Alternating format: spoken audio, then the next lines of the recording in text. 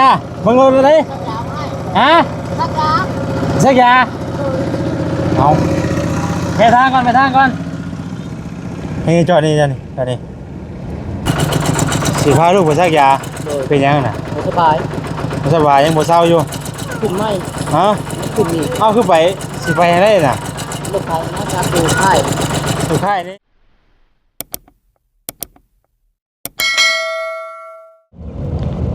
เป็นเอาไว้เนาะพอดีกำลังสิมุ่งหน้าไปอันน่ะหาคำลาดแล้วพอดีสวนทางกันแว๊บพี่น้องไอ้เนาะเห็นก็เลยว่าเอ้าคือคำลาก็เลยพากันกลับมาอีกพี่น้องเอ้ยตอนแรกว่าสิไปหาเพิ่นนั่นน่ะแม่นดีบ่ตอดเ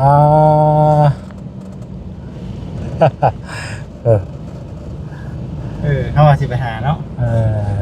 เอาคนที่ให้เพิ่นจ่อยโฮมก่อนเลยกายไปก่อนกายให้เพิ่นจ่อยโฮมแล้วนี่บ่ให้เข้าแอบก่อน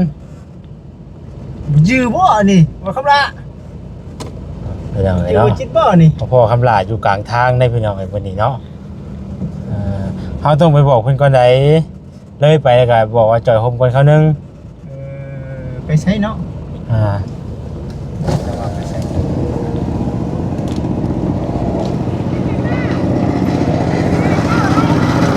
ใช่นะมึงรู้เลยฮะสักยาเอาไปทางก่อนนี่จอดนี่เพื่อไปสักยาว่ะ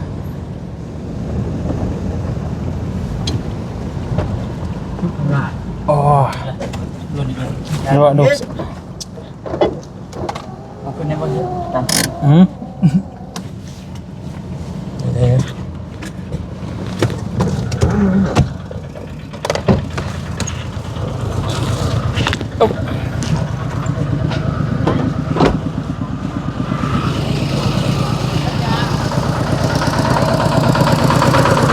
เป็นยังไง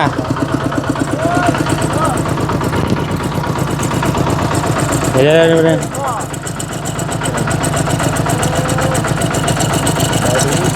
จะไปให้คำลา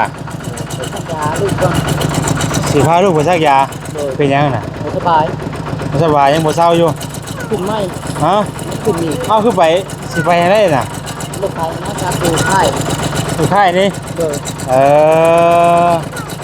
ใครแน่บ่ยังบ่ได้ใครแน่บ่กินยาบ่ลงบ่โอ้ไปเลยเนาะพอดีพ่ออยู่ทางคือเนาะพอดีพ่ออยู่กลางทางกันแล้วว่าจะไปหาเจ้าแล้วใกล้ค่ายบ่มีคลินิกบ่ไว้เลย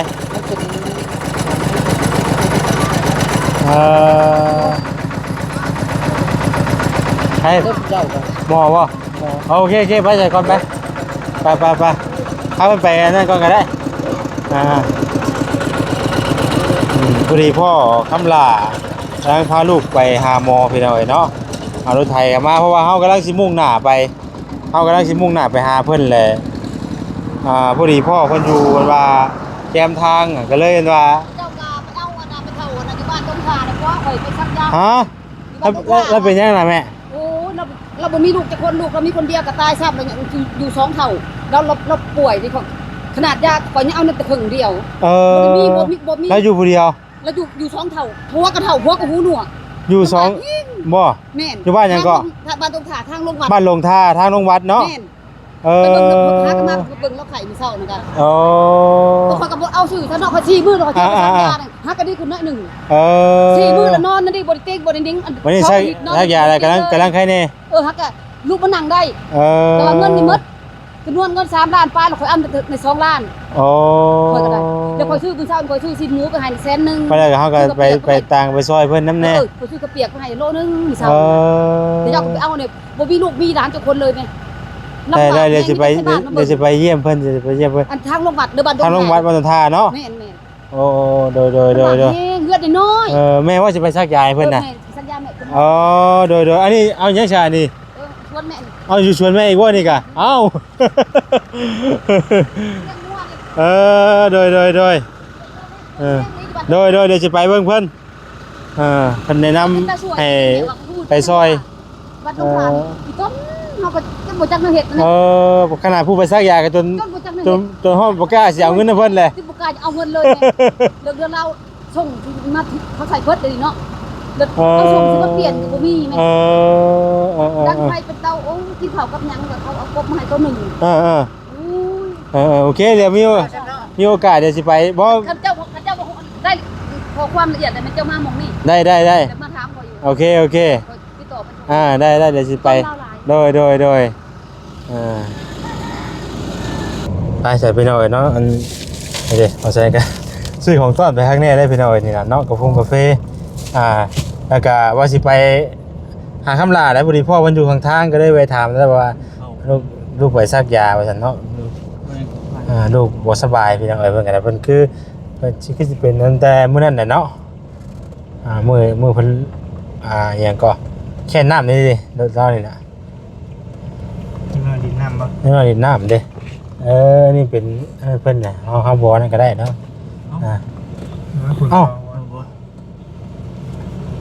ว่าก็อยู่นี่บ่ซะตรงนั้นแม่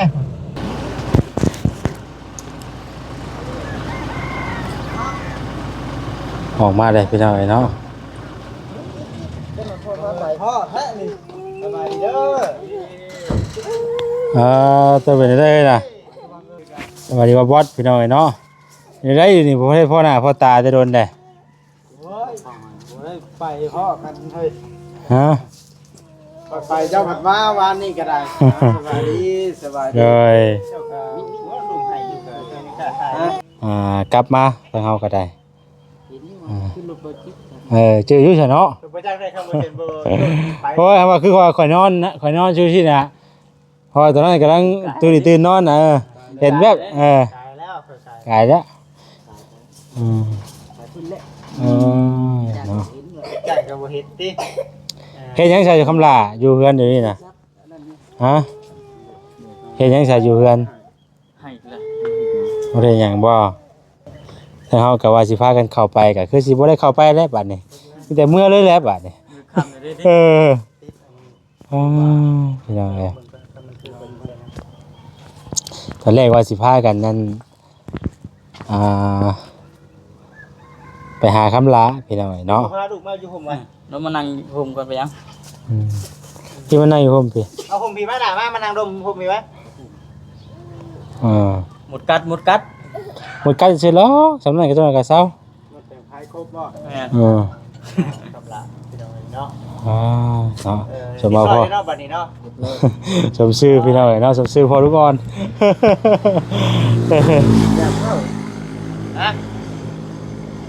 โอ้กินใช่เขาอยากเข้าว่านี่ว่าบ่ได้ซื้ออันข้าวผัดคือตะเก่าแล้วมื้อนี้ชื่อของผู้ใหญ่มื้อนี้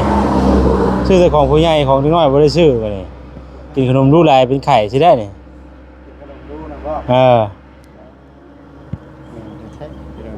อันนี้ให้เพิ่นนั่นบ่ถ้าเพิ่นสแกนเกิดบ่ไผน่ะเพิ่นเป็นยังไงกะคำล่ะนอนหมออ้ายนอนน้ำเดียวนะติดกันเอาแล้วเนาะพี่น้องเอ้ย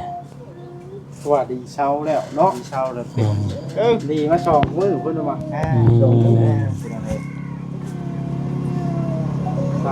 เอาเซาไว้จังนั้นก็เซาดอกเนาะเช้าเพิ่นมาหาเอาคำด่าก่อนมาหาคันบ่เซียนบ่ทั่วแม่นกายเลยนะข่อยกายปิ้วได้แหละเอาข่อยกำลังว่าสิไปว่าขับรถเบิ่งทางอยู่หากบ่เห็นคนเนาะเปิดขนาดเขาว่าคำลาได้น่ะยังบ่แม่นอยู่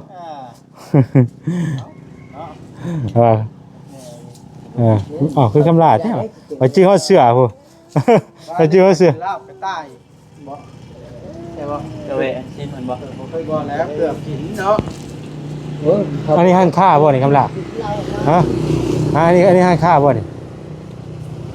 ห้างค่าบ่ฮะไปขอเงินเพิ่นไปจักอ่ะ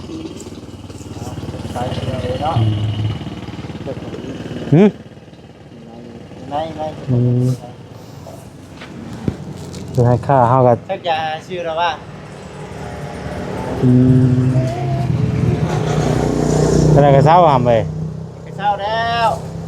กินน้ำไหลป่ะ พกเข็มนั่นขาไข่เนาะ ทุกทีม อืม แข่งฝนลายนะช่วงฝนตกลิ้นเนี่ย นี่น้ำต้มนะ อีกหน่อยเนาะ หน่อยก็น่ากี่ตมเท่าเนาะ มันเลย ดูดแจ๊บเนี่ยดูดแจ๊บก็คง ก็อยู่แคมป์ทางกับแคมป์ทางพี่น้องเนาะไทย ถามไทยเพิ่งใครเนี่ยบ่บ่เนี่ยเช้าเจ็บเด้ ชอบเจ็บลูกคน เป็นจังมือเลยก่อน กินไป3 มื้อเช้าแล้วแต่เช้า2 มื้อที่3ไก่กิน มือสามคดี กินดี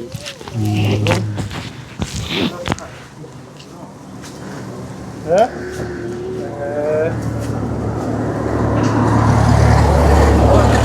เกือบเลย ตะกี้ไปเด้ว่าเขาไทย นั่งไทย ทะเลมาว่ะเฮ้ยว่ะ โดนเตะได้เพื่อนห่อนนึงกันข้างไปคุมเยอะ ไก่ปลา นั่นแหละจะว่าบ่จิกายไป อ้าว รู้ว่าจิต เราจื้อเนาะคอยเราบ่ ไป จื้อ เลิศเลย คอยตามก้นมาเอ้าบ่คำล่ะคือบ่จอดว่าบ่จื้อรถบ่จื้อเปล่าว่ะ ตายไปนึงว่าสิบูมาเนาะ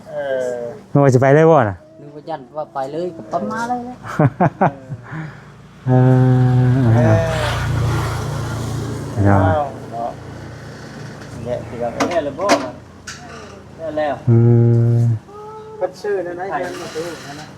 โอ้คนกับบริการสื่อเที่ยวไป4 มื้อแล้วคนฮะ เที่ยวไปซีเมอร์แล้วก็ยักนี่ ว่าลำบากเลยนะที่เบิ่งเนี่ยมันคือน้องเขาเฮ็ดมันมีแต่คนชาวบ้านมาเข้าฮะ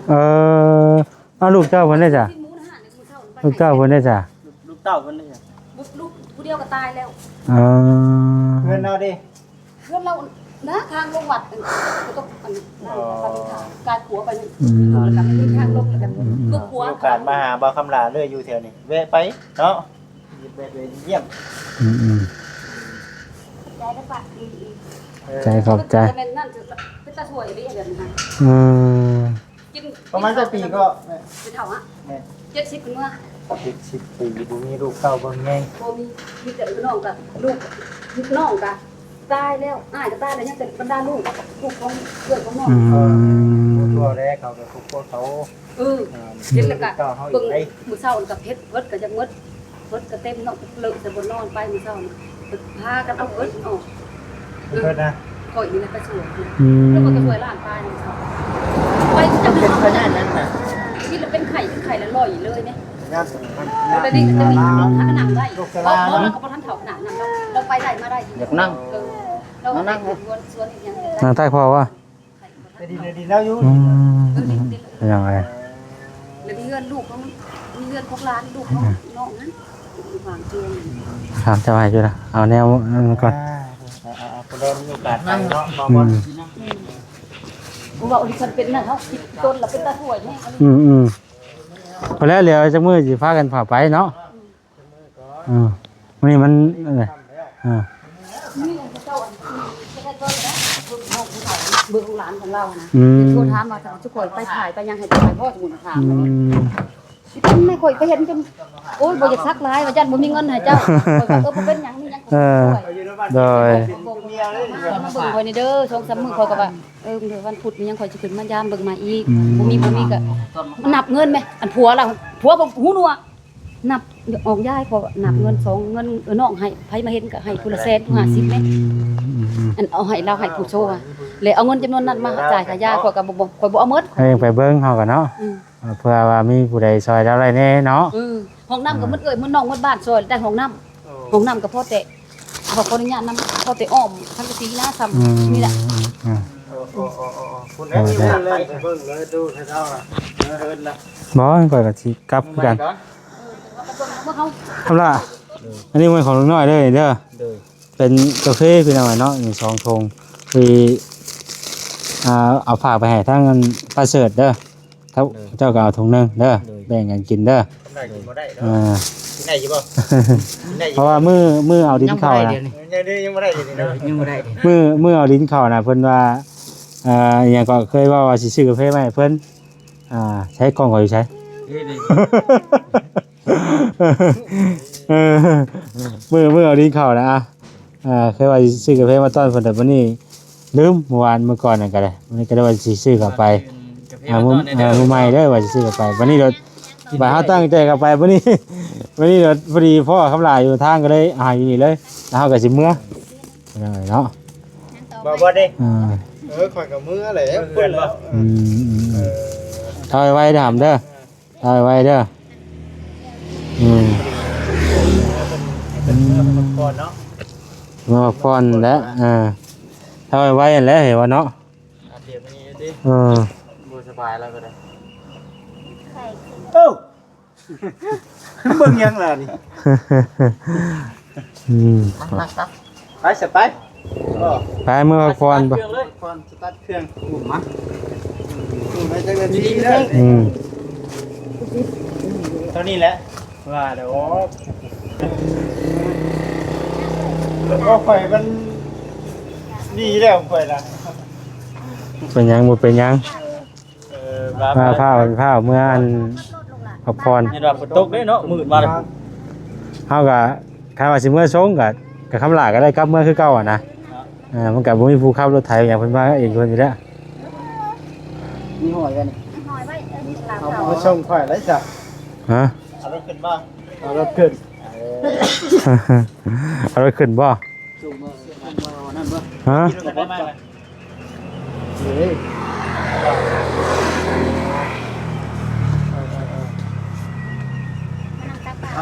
ตั้งเครื่องนี่เบาดีครับเปิดเวียผมได้กระเจนเอาแล้วไก่ เมาเลยแล้วพาลูกไปหาหมอ อีกเลย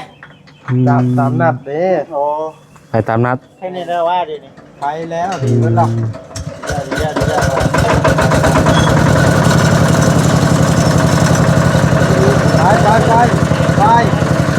ไปน้องเอ้ยเป็นว่าไปนะ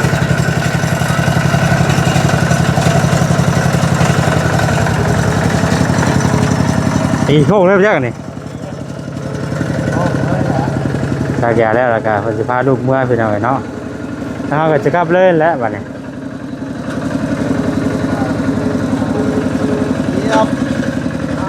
ไป โอ้เดี๋ยวเนาะ รับก็เอาอ่ะ กลับคือกันแล้วเฮากันเนาะโหเมื่อไรพี่น้อยเนาะ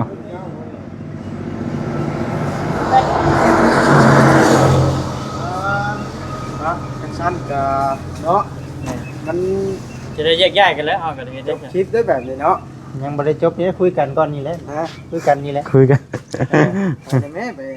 เบิ่งเฮ็ดนี่เลยนะ ฮะ เฮ็ดรวมในตู้แล้วบอก พอยังมือใหม่ก่อนเดี๋ยวใส่กันสิเมื่อเบิ่งเวียกเบิ่งหยังน้ำสร้างเพิ่นก่อน เนี่ยเบิ่ง มาเวียก อายุเข้ามาคนนี้เนี่ยเบิ่งเนาะคิดสิเมื่ออันน่ะของแก้มเมียอ่า โอ้ เมียก่อน ไปซะเอาเมื่อจะเมียถ่ายอยู่หั่น โย ว่ากันหยอกบ่ได้ ที่ไหน ลูกใหญ่เลยอายลูก จังหวะเอาบ่เคยได้ลูกเขาก็หยอกเด้อหยอกเป็นดี ไปซะพี่น้องเนาะมีแต่ว่าทางบ่แทนจักจบคลิปไว้ซำนี้ก่อนเนาะมื้อหน้ามื้อไหนจังว่ากันใหม่เด้อพี่น้องเด้อเนาะมื้อนี้ก็ได้สิลำลาไปก่อนไปดีมีแฮงเบ่สุขสุขคนพี่น้องเนาะสบายดีเด้อพี่น้องเด้อ